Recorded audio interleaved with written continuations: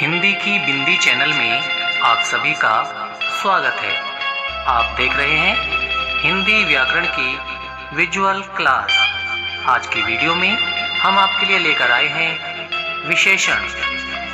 तो प्रस्तुत है विशेषण के भेद व पहचान। प्रस्तुतकर्ता मास्टर सुनील राज, प्रवक्ता हिंदी।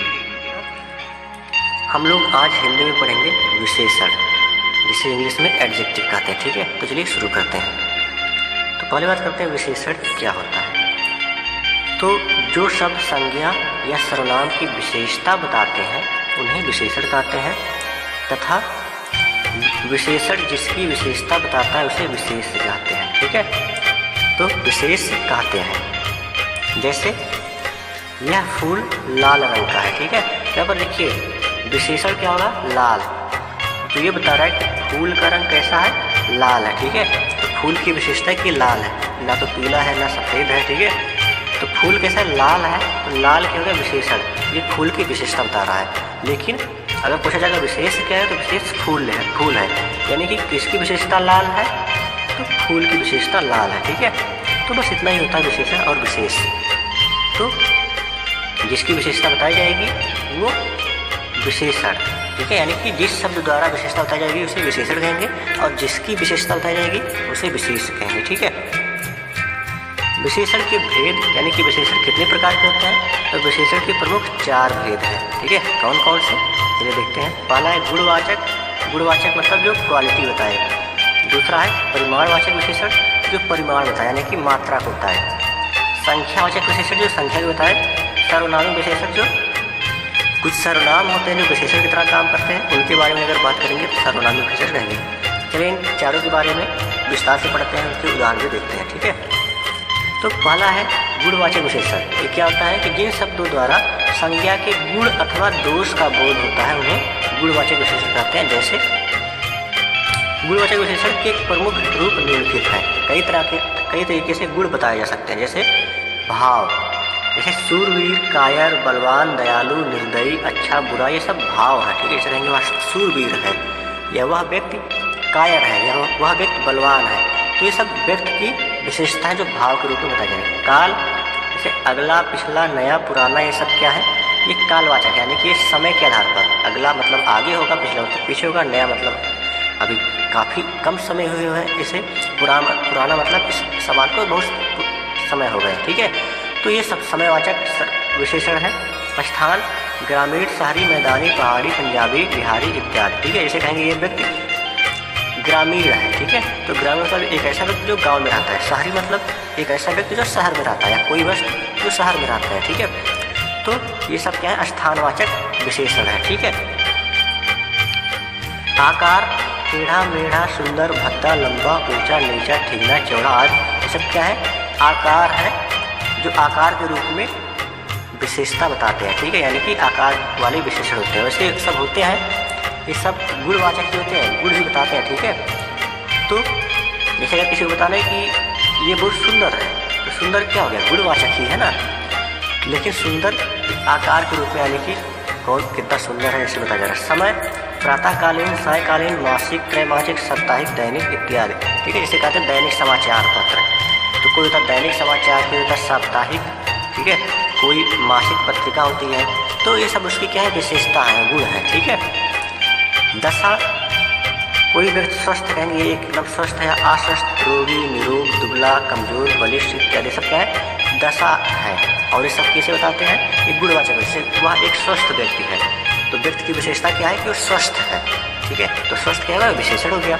रंग, जैसे लाल, हरा, पीला, नीला, काला, सफ़ेद, बैंगनी, नारंगी इत्यादि सब क्या है, ये रंग है। और ये क्या बताते हैं, गुण ही बताते हैं। ठीक है, जैसे कहा दिया ना कि गुलाब का फूल लाल होता है, तो गुलाब की विशेषता क्या है, जो लाल है, तो लाल क्या हो गया, विशेषण हो गया। ठीक है, पत्ती हरी होती है या हरा होता है, तो पत्ती की विशेषता क्या है कि वो हरा है, तो हरा विशेषण हो गया।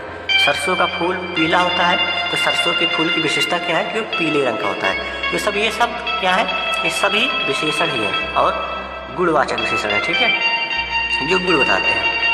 अगला है परिमाणवाचक विशेषण। तो परिमाण क्या होता है कि जिन विशेषण शब्दों द्वारा संज्ञा की मात्रा का बोध होता है। परिमाण मतलब मात्रा, क्वांटिटी, ठीक है, उन्हें परिमाणवाचक विशेषण कहते हैं। और परिमाणवाचक विशेषण दो प्रकार के होते हैं, एक निश्चित परिमाणवाचक तथा अनिश्चित परिमाणवाचक। यानी कि चीज़ों के बारे में निश्चित रूप से भी पता हो सकता है, अनिश्चित रूप से भी बता सकते हैं, ठीक है। तो परिमाणवाचक निश्चित में क्या होता है कि जिन विशेषण शब्दों द्वारा संज्ञा की निश्चित मात्रा का बोध होता है उसे निश्चित परिमाणवाचक विशेषण कहते हैं। जैसे 1 लीटर दूध, 10 मीटर कपड़ा, 1 किलो आलू, ये सब क्या है, ये निश्चित परिमाणवाचक है। अनिश्चित क्या होगा, अनिश्चित परिमाणवाचक यानी कि जिन विशेषण शब्दों से संज्ञा की अनिश्चित मात्रा का बोध होता है उन्हें अनिश्चित परिमाणवाचक विशेषण कहते हैं। जैसे थोड़ा दूध, कितना है ये नहीं पता, कुछ शहद, कितना शहद है वो भी नहीं पता, बहुत पानी, कितना पानी है, 10 लीटर है कि 50 लीटर है कि 100 लीटर है वो भी नहीं पता, अधिक पैसा, कितना पैसा है ये भी नहीं पता। तो ठीक है, तो ये सब क्या है, थोड़ा, कुछ, बहुत, अधिक, ये सब क्या है, अनिश्चित परिमाणवाचक है, ठीक है। अगला है संख्या विशेषण।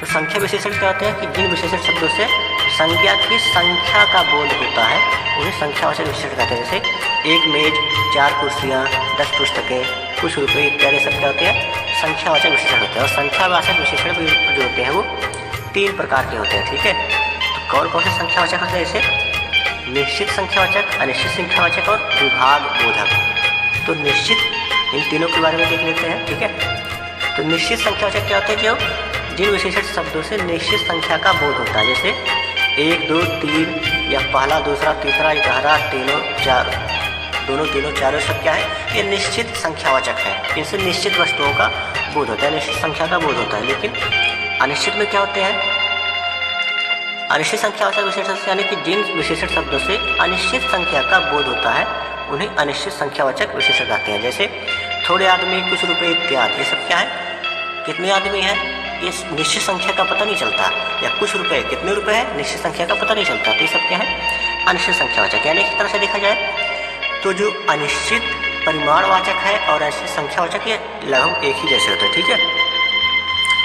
विभाग बोधक क्या होते हैं, जिन विशेषण शब्दों से विभागीय प्रत्येक का बोध होता है उन्हें विभाग बोधक कहते हैं। यानी कि जैसे प्रत्येक व्यक्ति, तो प्रत्येक व्यक्ति मतलब एक व्यक्ति की बात हो रही है। 5 हाथी, यानी कि जो भी हाथियाँ हैं 5 हाथियों का समूह है, ठीक है। 10 घोड़े, ये सब विभाग बोधक है। यानी कि 5 हाथी को अलग कर लो, 5 हाथी को अलग कर दो, कि अलग अलग 5 हाथियों का विभाग बन गया। 10 घोड़े को दौड़ा दो, 10 घोड़े का एक विभाग बन गया, ठीक है। तो इसे कहते हैं विभाग बोधक, संख्यावाचक ही है, ठीक है। तो संख्यावाचक हो गया। चौथा है सार्वनामिक विशेषण, ठीक है।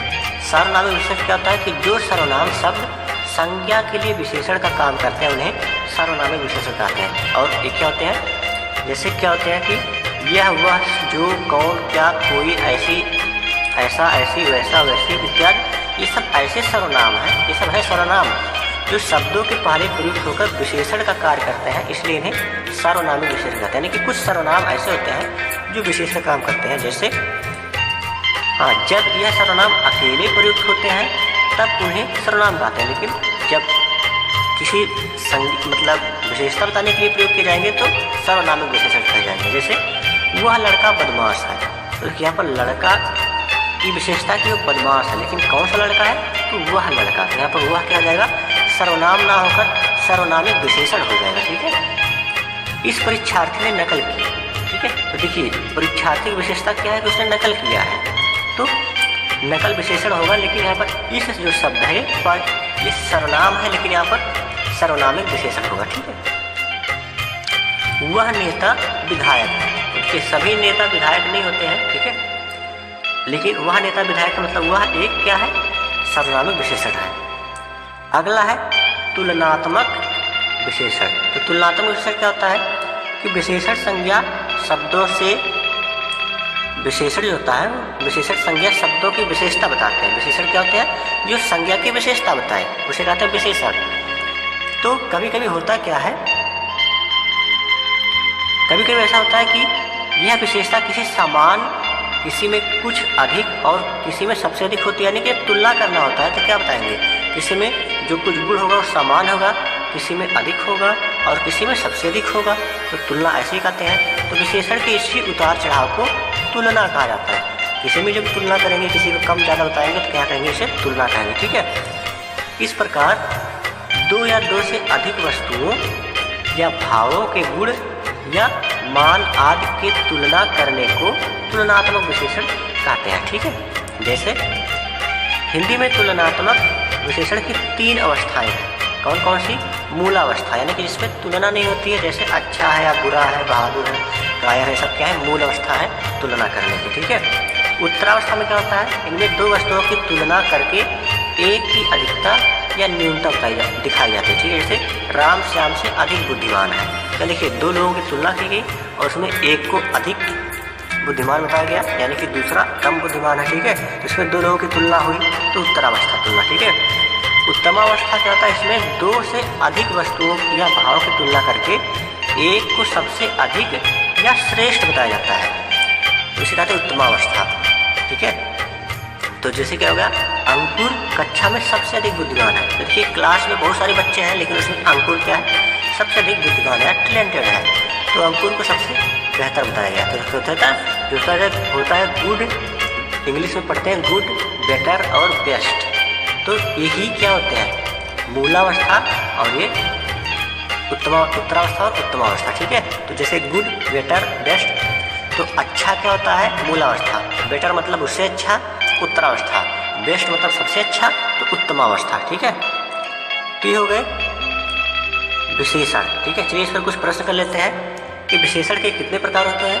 तो विशेषण के कितने भेद होते हैं? विशेषण के 10 भेद होते हैं। ठीक है, नहीं, विशेषण के 4 भेद होते हैं। अभी हम लोगों ने ऊपर देखा था। ठीक है, तो क्या होते थे? विशेषण के 4 भेद होते हैं, जो कि गुणवाचक है, परिमाणवाचक, निश्चयवाचक, अनिश्चयवाचक। ठीक है। तो गुण के 4 भेद हैं, यहाँ पर आप ऊपर देख सकते हैं। कौन कौन से हैं? ये गुणवाचक विशेषण, परिमाणवाचक विशेषण, संज्ञावाचक विशेषण और सर्वनाम विशेषण। तो विशेषण के प्रमुख 4 भेद हैं। ठीक है। इसके बाद अगला प्रश्न है कि संज्ञा या सर्वनाम की विशेषता बताने वाले शब्द को क्या कहते हैं? तो जो संज्ञा या सर्वनाम की विशेषता बताते हैं उन्हें कहते हैं विशेषण। ठीक है। अगला प्रश्न है कि निम्नलिखित में से विशेषण चुनिए। ऑप्शन है भलाई, मिठास, थोड़ा या स्वयं। तो क्या होगा? इसका आंसर होगा थोड़ा, यानी कोई थोड़ी सी वस्तु है, यानी कि वस्तु की विशेषता क्या है? कोई थोड़ा सा है। ठीक है। मिठास जो होता है वो भाववाचक संज्ञा होती है। निम्नलिखित शब्दों में कौन सा शब्द विशेषण है? जैसे शीतलता, नम्रता, सच्चा, मिठास। इसमें क्या विशेषण होगा? सच्चा। सच्चा मतलब कहेंगे ना, वो सच्चा आदमी है, तो यानी कि आदमी की विशेषता क्या है? सच्चा है, मतलब झूठ नहीं बोलता। ठीक है, ईमानदार है। आलस शब्द की विशेषण क्या है? तो अगर आलस का विशेषण बनाना है होगा तो कौन सा बनाएंगे? आलस, आलस्य, आलसी, आलसी पर क्या विशेषण होगा? आलसी। जिसे कहते हैं ना, वही आलसी व्यक्ति है। तो आलसी क्या हो गया? आलस्य की, आलसी व्यक्ति के लिए, यानी कि आलसी विशेषता हो गया जो व्यक्ति की आलस्य के बारे में बताता है। ठीक है। अगला प्रश्न है, इनमें से गुणवाचक विशेषण कौन सा है? तो गुणवाचक क्या होगा? ऑप्शन है चौगुना, नया, 3, कुछ। यहाँ पर गुणवाचक होगा नया। ये नया है कि पुराना है, यही इसका गुण होगा। ठीक है। चौगुना, 3, एक सब संख्यावाचक है। ठीक है। अगला है, निम्नलिखित में कौन सा शब्द विशेषण है? ठीक है, तो ऑप्शन मात्र, खर्च, निपट, चुपचाप। ये देखिए, ये सारे ऑप्शन ऐसे हैं कि इसे अगर आप प्रैक्टिस नहीं करेंगे तो कंफ्यूज हो जाएंगे, इसे सॉल्व नहीं कर पाएंगे। ठीक है। तो इसके लिए थ्योरी को अच्छे से पढ़िए, उसके बाद प्रश्नों को हल करिए, तब जाकर आप हल कर पाएंगे। ठीक है। तो 7वां है, 7वें बताना है कि इसमें से विशेषण कौन है, यानी कि कौन सा शब्द विशेषता बताता है। तो देखिए, ऑप्शन है मात्र, खर्च, निपट, चुपचाप। तो इसमें क्या होगा? निपट शब्द क्या है? एक विशेषता है, विशेषण है। ठीक है। जिसे कहते हैं उसने अपने काम जल्दी से निपटा लिया, तो यहाँ पर विशेषता हो गया। ठीक है। तो काम निपटाना क्या हो गया? विशेषता हो गया। अगला प्रश्न है कि मानव शब्द से विशेषण बनेगा। ऑप्शन है मनुष्य, मानवीयकरण, मानवता, मानवीय। ठीक है। तो यहाँ पर इसका आंसर होगा मानवीय, यानी कि कहते हैं ना उसके अंदर मानवीय गुण है। तो मानवीय गुण क्या हो गया? विशेषता ही हो गया ना। उत्कर्ष, उत्कर्ष का विशेषण क्या होगा? ऑप्शन है अपकर्ष, अवकर्ष, उत्कृष्ट, उत्कीर्ण। ठीक है। तो इसका आंसर होगा उत्कृष्ट। जैसे कहते हैं ना कि अगर कोई पुरानी स्मारक है तो क्या कहेंगे कि ये कला का उत्कृष्ट नमूना है। जैसे क्या कहते हैं, हमारे जो प्राचीन मंदिर है वो क्या है, वो प्राचीन काल के उत्कृष्ट कला के नमूने हैं। ठीक है, यानी कि उस समय में जो कला था वो अपनी उत्कर्ष पर था, उच्च स्थान पर था। ठीक है, तो उत्कर्ष का जो विशेषण होगा वो उत्कृष्ट होगा। ठीक है, आदर शब्द से विशेषण बनेगा, कौन सा बनेगा? जैसे ऑप्शन है आदरकारी, आदरपूर्वक, आदरणीय, इनमें से कोई नहीं। तो देखिए ये सब चारों विकल्प लग रहा है कि इसमें कोई भी हो सकता है। ठीक है, तो कहते हैं ना वह आदरणीय पुरुष है, यानी कि अगर किसी व्यक्ति की आदर किया जाएगा तो उसे क्या कहेंगे? आदरणीय पुरुष। यानी कि पुरुष की विशेषता बताना होगा तो कहेंगे आदरणीय है। ठीक है, तो आदरणीय शब्द क्या होगा? आदर का, आदर से विशेषण बनेगा। अगला शब्द प्रश्न है कि संस्कृति का विशेषण क्या होगा? ठीक है, ऑप्शन है संस्कृत, संस्कृति, सांस्कृतिक, सांस्कृतिक। तो इसका आंसर होगा सांस्कृतिक। ठीक है, तो ये सारे शब्द ऐसे हैं या ये सारे सब प्रश्न ऐसे हैं कि इसे अगर अच्छे से प्रैक्टिस नहीं करेंगे तो इसे सॉल्व करना बड़ा मुश्किल काम है और आप कंफ्यूजन में बहुत सारी गलतियां कर देंगे। तो इसे अच्छे से पढ़िए थ्योरी को और प्रैक्टिस करिए। ठीक है, तो कहते हैं ना जैसे संस्कृत का, जैसे कहेंगे जो हमारी पुरानी सांस्कृतिक विरासत, सांस्कृतिक विरासत यानी कि जो भी हमारी पुरानी चीज़ें हैं वो संस्कृत से जुड़ी हुई हैं और वो कैसी हैं, उनकी विशेषता क्या है? वो सांस्कृतिक है। ठीक है, तो सांस्कृतिक संस्कृत से बनने वाला विशेषण शब्द है। तो ये हो गया सरल, ये हो गया विशेषण। अब हम लोग अगली क्लास में पढ़ेंगे एक नया चैप्टर। तो चलिए मिलते हैं अगली क्लास में, तब तक के लिए नमस्कार।